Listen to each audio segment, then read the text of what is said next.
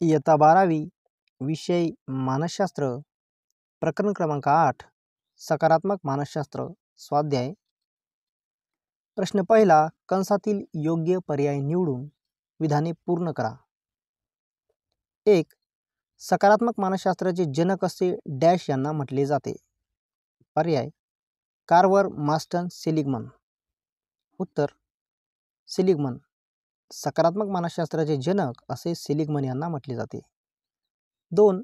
Barbara Frederiksen यांनी broaden आणि dash सिद्धांत मांडला. पर्याय बिल्ड भावना शिकणे. उत्तर बिल्ड.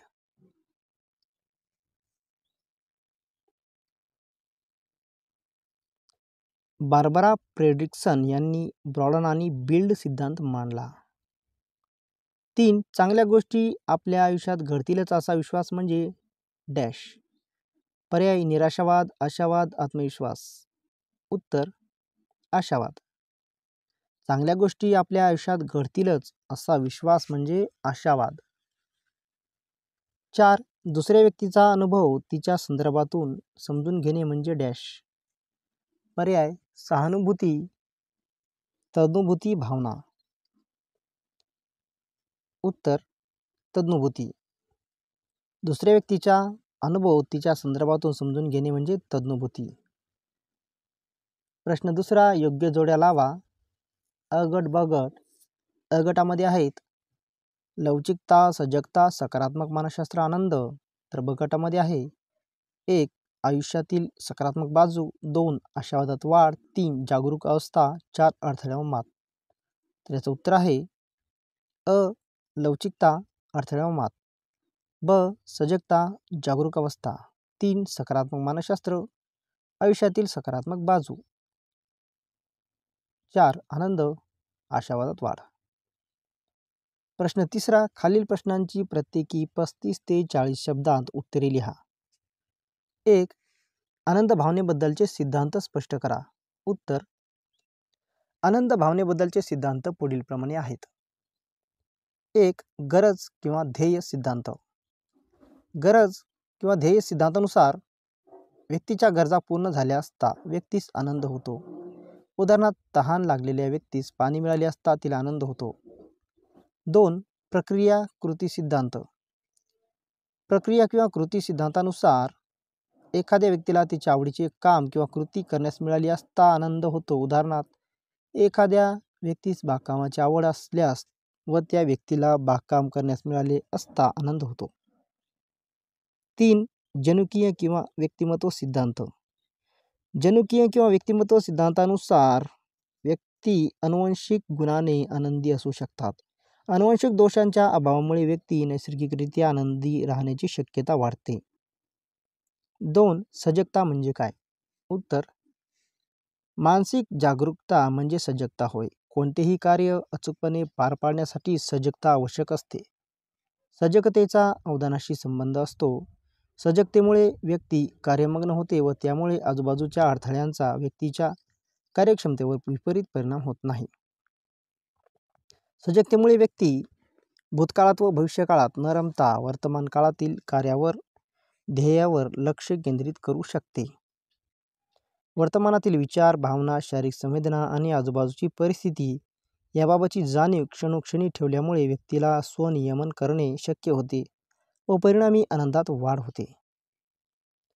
3. लवचिकता म्हणजे काय? उत्तर अमेरिकन मानसशास्त्रीय संघटनेने स्पष्ट केल्याप्रमाणे लवचिकता ही अशी प्रक्रिया आहे की ज्यामध्ये प्रतिकूलता, आघात, दुःख, धोके आणि इतर ताण निर्माण करणाऱ्या घटकांशी किंवा परिस्थितींशी जुळवून घेतले जाते. जसे की उदाहरणार्थ कौटुंबिक व नातेसंबंधातील समस्या, गंभीर शारीरिक समस्या किंवा कामातील ताण आणि आर्थिक ताण. तर या परिस्थितीशी किंवा घटकांशी जुळवून घेतले जाते म्हणजेच लवचिकता. प्रश्न चौथा, खालील बाबीवर 50 ते 60 शब्दात टिपा लिहा. 1. शून्याच्या वरील जीवन. उत्तर मानवी जीवनाला रेषेच्या सहाय्याने दर्शवायचे असल्यास असे दिसून येते की शून्य ही संख्या मानवी जीवनातील सकारात्मक आणि नकारात्मक बाबींचा विभाजक आहे. शून्याच्या वर आनंद, आशावाद, विश्वास, बलस्थाने, तज्ज्ञभूती, सजगता, लवचिकता, समाधान, शारीरिक व मानसिक स्वास्थ्य अशा धनात्मक बाबी आहेत. तर शून्याच्या खाली ताणतणाव, नैराश्य, भीती, चिंता, मानसिक विकृती अशा ऋणात्मक बाबी आहेत. सकारात्मक मानसशास्त्र मानवाच्या शून्याच्या वरील जीवनाचा अभ्यास करण्यावर भर देते. 2. आशावादी व्यक्तीची वैशिष्ट्य. उत्तर: आशावादी व्यक्तीत आत्मविश्वास अधिक असतो. अशा व्यक्ती संकटावर मात करण्याची आशा बाळगतात. आशावादी व्यक्ती आव्हानांकडे संधी म्हणून पाहतात. संकटांत अधिक कणखर होतात. आशावादी व्यक्ती ताणतणावास बळी पडत नाहीत. प्रतिकूल परिस्थितीतही त्या आनंदी व भावनिकदृष्ट्या स्थिर असतात. 3. तज्ज्ञभूती वाढविण्याचे उपाय. उत्तर: तज्ज्ञभूती वाढवण्याचे उपाय पुढीलप्रमाणे आहेत. 1. आंतरक्रिया वाढवणे. गरजू व्यक्तींबरोबर आंतरक्रिया वाढवल्यास तज्ज्ञभूतीत वाढ होते. आंतरक्रिया वाढवल्यामुळे गरजू व्यक्तींच्या गरजा, दृष्टिकोन आणि प्रेरणा समजणे शक्य होते. 2. सारखेपणा लक्षात घेणे. आपण व दुसऱ्या व्यक्तीतील सारखेपणा लक्षात घेतल्यास तज्ज्ञभूती वाढते. उदाहरणार्थ, विशिष्ट आजाराने पीडित असलेल्या व्यक्तीला त्याच आजाराने पीडित असलेल्या व्यक्तीबाबत तज्ज्ञभूती वाटते. 3. स्वतःच्या भावनांचे परीक्षण करणे. स्वतःच्या प्रेरणा व भावना समजून घेणाऱ्या व्यक्ती इतरांना चांगल्या प्रकारे समजून घेऊ शकतात. म्हणजे स्वतःच्या भावनांचे परीक्षण केल्यास तज्ज्ञभूतीत वाढ होते. 4. स्वतःला आव्हान देणे. जेव्हा व्यक्ती कठीण प्रसंगी स्वतःला आव्हान देऊन संयमाने परिस्थितीला सामोरे जाते, एखादे अवघड उद्दिष्ट पूर्ण करते, तेव्हा तज्ज्ञभूतीत वाढ होते. 5. कुतूहल प्रेरणा वाढवणे. आजूबाजूच्या परिस्थितीबाबत व्यक्तीबाबत कुतूहल प्रेरणा वाढवल्यास तज्ज्ञभूतीत वाढ होते. 6. दृष्टी विस्तारित करा. संकुचित वृत्ती न ठेवता डोळसपणे गोष्टी, घटना, व्यक्ती, परिस्थिती इत्यादीमधील बदल, भिन्नता स्वीकारल्यास तज्ज्ञभूतीत वाढ होते. प्रश्न 5. खालील संज्ञा स्पष्ट करा. 1. सकारात्मक मानसशास्त्र. उत्तर: मार्टिन सेलिग्मननी 1998 मध्ये अमेरिकन मानसशास्त्रीय संघटनेच्या परिषदेमध्ये सकारात्मक मानसशास्त्र ही मानसशास्त्राची उपशाखा अधिकृतरित्या जाहीर केली. सेलिग्मन यांनी असे मत मांडले की मानसशास्त्रात मानवाच्या आयुष्याशी संबंधित ऋणात्मक घटकांबरोबरच धनात्मक घटकांचाही अभ्यास झाला पाहिजे. त्यामुळे सकारात्मक मानसशास्त्रात मानसिक ताणतणाव, चिंता, मानसिक विकृती, मानसिक संघर्ष, वैफल्य इत्यादी बाबींच्या अभ्यासापेक्षा आनंद, धैर्य, सुख, समाधान या घटकांच्या अभ्यासावर भर दिला जाऊ लागला. सेलिग्मन यांच्या मते सकारात्मक मानसशास्त्र हे मानवाच्या शारीरिक, नातेसंबंधविषयक, संस्थाविषयक, सांस्कृतिक व वैयक्तिक जागतिक पातळीवरील बहुमुखी कार्यकर्तृत्वाचा व भरभराटीचा शास्त्रीय अभ्यास करणारी शाखा आहे. 2. अर्धा ग्लास भरलेला, अर्धा ग्लास रिकामा. उत्तर: अर्धा ग्लास भरलेला, अर्धा ग्लास रिकामा व्यक्ती आशावादी आहे की निराशावादी आहे ते दर्शवते. उदाहरणार्थ, अर्धा ग्लास पाण्याने भरलेला असेल व तो एखाद्या व्यक्तीला दाखवला असता ती व्यक्ती अर्धा ग्लास भरलेला आहे असे उत्तर देत असेल तर ती व्यक्ती आशावादी आहे असे म्हणता येईल. याउलट दुसरी व्यक्ती अर्धा ग्लास रिकामा आहे असे उत्तर देत असेल तर ती व्यक्ती निराशावादी आहे असे म्हणता येईल. 3. तज्ज्ञभूती. उत्तर: दुसरी व्यक्ती तिच्या संदर्भातून जे अनुभवत आहे ते समजण्याची क्षमता व भावना म्हणजे तज्ज्ञभूती होय. सिमन बारॉन व कोहेन यांच्या मते तज्ज्ञभूतीमध्ये बोधात्मक तज्ज्ञभूती, भावनिक प्रतिक्रिया आणि सामाजिक कौशल्य या 3 घटकांचा समावेश होतो. तज्ज्ञभूतीमुळे सामाजिक आंतरक्रियात विश्वास व सुरक्षिततेची भावना निर्माण होते. नातेसंबंध दृढ होतात. सर्जनशील विचारांना चालना मिळते. आंतरक्रिया वाढवून, सारखेपणाचा शोध घेऊन, स्वतःच्या भावनांचे परीक्षण करून, स्वतःला आव्हान देऊन, कुतूहल प्रेरणा वाढवून, दृष्टी विस्तारित करून तज्ज्ञभूती वाढवता येते. 4. सजगता. उत्तर: मानसिक जागरूकता म्हणजे सजगता होय. कोणतेही कार्य अचूकपणे पार पाडण्यासाठी सजगता आवश्यक असते. सजगतेचा अवधानाशी संबंध असतो. सजगतेमुळे व्यक्ती कार्यमग्न होते. व त्यामुळे आजूबाजूच्या अडथळ्यांचा व्यक्तीच्या कार्यक्षमतेवर विपरीत परिणाम होत नाही. सजगतेमुळे व्यक्ती भूतकाळात व भविष्यकाळात न रमता वर्तमान काळातील कार्यावर, ध्येयावर लक्ष केंद्रित करू शकते.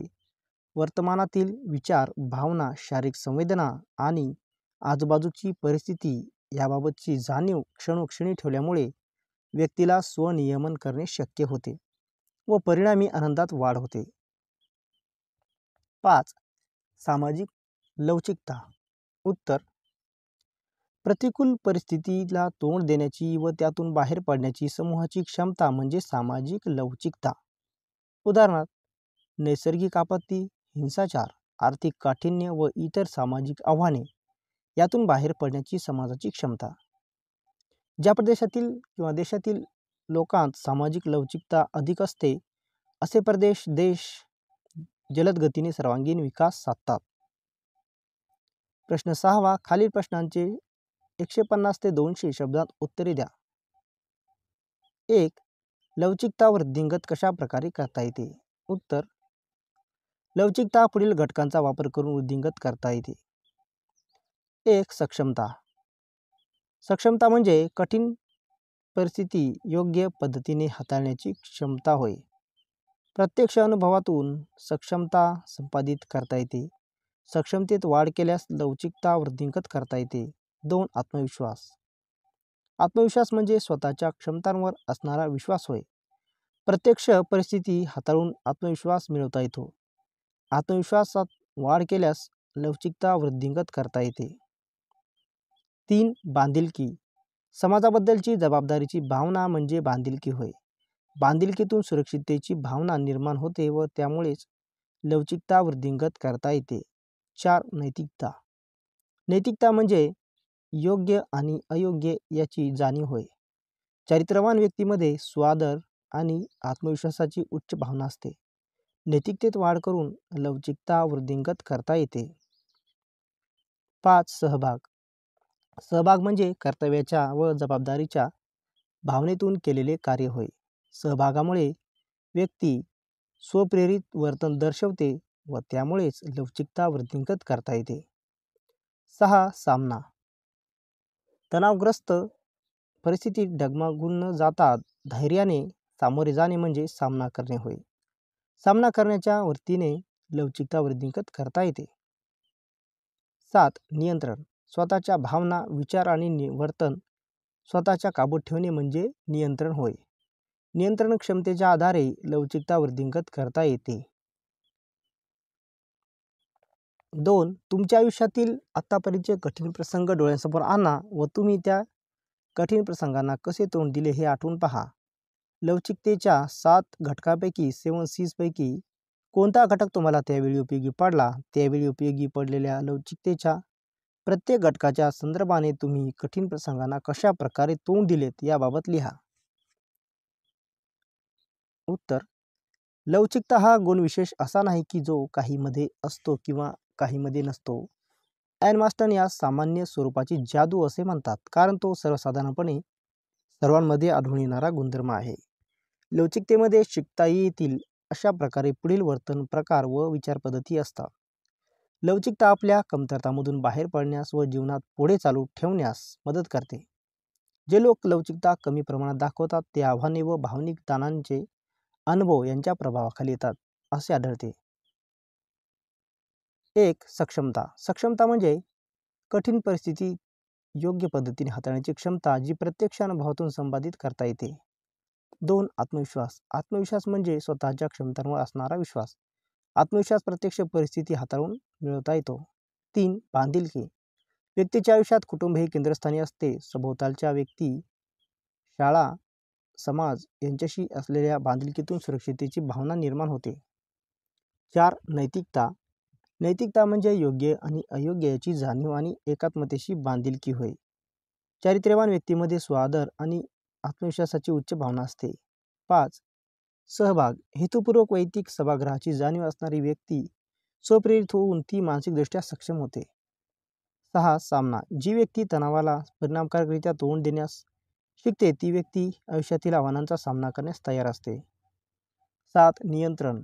ज्या व्यक्तीचे स्वतःच्या निर्णयावर आणि वर्तनाच्या परिणामांवर नियंत्रण असते तिला स्वतःमध्ये उसळी मारून पूर्वस्थितीला येण्याची क्षमता आहे याची जाणीव असते. प्रश्न 7वा.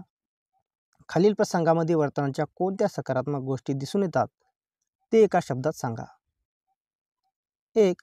महेश अभ्यास करताना इतका एकाग्रतेने करतो की तो आजूबाजूच्या गोष्टीमुळे थोडाही विचलित होत नाही. सजगता. 2. अपघातात हात गेल्यावर सुजाता पायाने लिहायला शिकली. शारीरिक लवचिकता. 3. आपल्या मुलीचे कर्करोगाने निधन झाल्यानंतर वसंताने कर्करोगींसाठी पुनर्वसन केंद्र सुरू केले. तज्ञभूती. प्रश्न 8वा. व्यक्ती अभ्यास. पॅरेग्राफ दिले आहे. अनुराग हा अमेरिकेतील एका अग्रगण्य कंपनीत सॉफ्टवेअर इंजिनियर म्हणून सुमारे 5 वर्षे कार्यरत होता. लग्न करून कुटुंबासोबत अमेरिकेतच जीवन व्यतीत करण्याचा त्याचा विचार होता.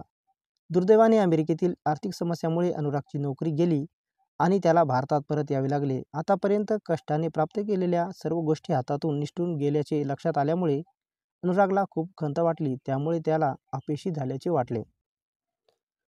तर यावर आधारित प्रश्न आहेत. 1. अनुराग स्वतःच्या समस्येतून बाहेर पडण्यासाठी 7 C'चा कसा वापर करू शकेल असे तुम्हाला वाटते? उत्तर. अनुराग स्वतःच्या समस्येतून बाहेर पडण्यासाठी 7 C'चा वापर पुढील प्रमाणे करू शकेल असे वाटते. 1. सक्षमता. अनुरागने स्वतःची बुद्धिमत्ता व अभिक्षमता या बलस्थानावर लक्ष केंद्रित करणे आवश्यक आहे. 2. आत्मविश्वास. अनुरागने स्वतःच्या बुद्धिमत्ता व अभिक्षमता यावर विश्वास ठेवून भारतात पुन्हा नोकरी मिळू शकते असा विचार करणे आवश्यक आहे. 3. सामना. अनुरागने प्रतिकूल परिस्थितीत डगमगून न जाता धैर्याने सामोरे जाणे आवश्यक आहे. 2. अनुरागचा मित्र म्हणून तुम्ही तज्ञभूतीच्या आधारे त्याला समस्येतून बाहेर पडण्यासाठी कशी मदत कराल? उत्तर. अनुरागचा मित्र म्हणून तज्ञभूतीच्या आधारे त्याला समस्येतून बाहेर पडण्यासाठी पुढील प्रकारे मदत करू. अनुरागचे म्हणणे शांतपणे ऐकून घेऊ. अनुरागच्या भावना समजून घेऊ शकतो याची अनुरागला जाणीव करून देऊ. अनुरागला आधार देऊ. अनुरागला उपलब्ध असणाऱ्या व्यावसायिक संधींची माहिती देऊ व त्याला व्यावसायिक मार्गदर्शन केंद्रात जाण्यासाठी प्रोत्साहित करू. 3. अनुराग त्याच्या आयुष्यातील समस्यामुळे निराशावादी झाला आहे. तुम्ही त्याला आनंदी व आशावादी होण्यासाठी कसे मार्गदर्शन कराल? उत्तर. अनुराग त्याच्या आयुष्यातील समस्यामुळे निराशावादी झाला आहे. त्याला आनंदी व आशावादी होण्यासाठी पुढील प्रकारे मार्गदर्शन करू. 1. अनुरागला त्याचे छंद जोपासण्यास प्रोत्साहित करू. अनुरागला स्वतःच्या जीवनात अर्थ शोधण्यास मदत करू. त्याला नव्याने जीवनाची ध्येय उद्दिष्टे ठेवण्यास प्रोत्साहित करू. 3. जगाकडे संकट म्हणून न पाहता संधी म्हणून पाहण्यास सांगू व त्यासाठी वेळोवेळी त्याच्यासाठी आधार म्हणून उभे राहू.